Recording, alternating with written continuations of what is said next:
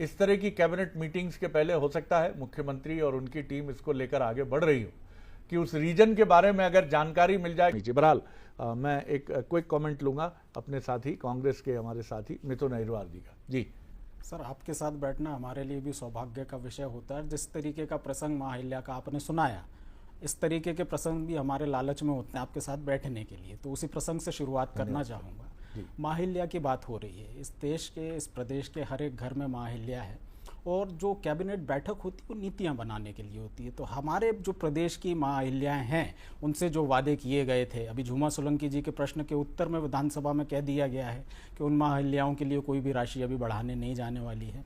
अभी हमने देखा बीच राजधानी भोपाल में एक ऐसा घृणित मामला आया जिसमें कि राष्ट्रीय महिला आयोग की जो टीम है वो आकर के उसकी विवेचना करती है। हमारे राज्य महिला आयोग कहाँ है, हम इस बात का इंतज़ार कर रहे हैं कि उसमें कब नियुक्ति। आपकी नीति का विषय है इसलिए मैं बोल रहा हूँ। हम इस बात पर चर्चा करना चाहते हैं कि विधानसभा में सरकार ये मानती है कि रोज़ाना यदि सरकार ने ये माना है कि रोज़ाना यदि 20 बलात्कार इस प्रदेश में हो रहे हैं तो ये किसी भी राज्य से ज़्यादा है, 16-17 से ज़्यादा किसी में भी संख्या नहीं है।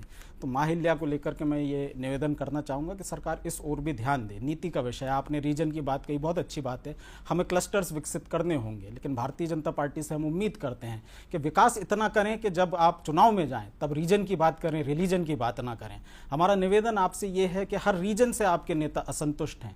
कहीं आपके नेता सिंधिया जी के महल के सामने बैठने की बात करते हैं, कहीं के आपके नेता ये भोपाल के आपके नेताओं की बात करें वो मीटिंग से उठ करके चले जाते हैं। जिस इलाके में ये मीटिंग होने वाली है वहाँ के नेता भी ताई हों भाई हों लगातार असंतुष्ट रहते रहें। हमारा निवेदन एक है, यहाँ भूख की बात हुई, भोजन की बात हुई, बिल्कुल ठीक बात है। भारतीय जनता पार्टी के मंत्री तो कभी भी किसी भी रेस्टोरेंट में रात के समय घुसकर विवाद करते हैं अपनी भूख को लेकर के, लेकिन इस प्रदेश के जो अन्नदाता हैं, जो सबका पेट भरते हैं, उनके लिए जैसे बिजली के मामले में प्री मानसून मेंटेनेंस की व्यवस्था होती है, उस कृषक के लिए क्या आप व्यवस्थाएं करने वाले हैं।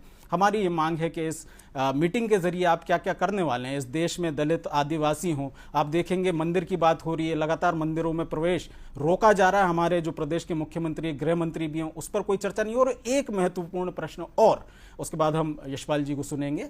मेरा ये भी एक प्रश्न है कि ये आपकी जो पूरी की पूरी कैबिनेट की बैठक है ये क्या पूर्ण हो पाएगी, क्योंकि इसी प्रदेश में राष्ट्रद्रोह का मामला अपने सर पर लिए हुए एक मंत्री हैं, क्या वो उस बैठक का हिस्सा होंगे। और सरकार के लिए बड़ा एम्बैरसमेंट का विषय है कि हाई कोर्ट हो, सुप्रीम कोर्ट हो, लगातार उनकी टिप्पणियां आ रही हैं। तो इस बाबत भी मैं जवाब जानना चाहूंगा कि क्या प्रदेश सरकार उन पर भी कोई निर्णय लेने जाने वाली है। मेरे प्रदेश के लिए आप निर्णय लेंगे, मेरे प्रदेश के क्लस्टर्स के लिए आप निर्णय लेंगे, हम स्वागत करेंगे, लेकिन आपसे ये सारे सवालों के जवाब भी अपेक्षित रहेंगे।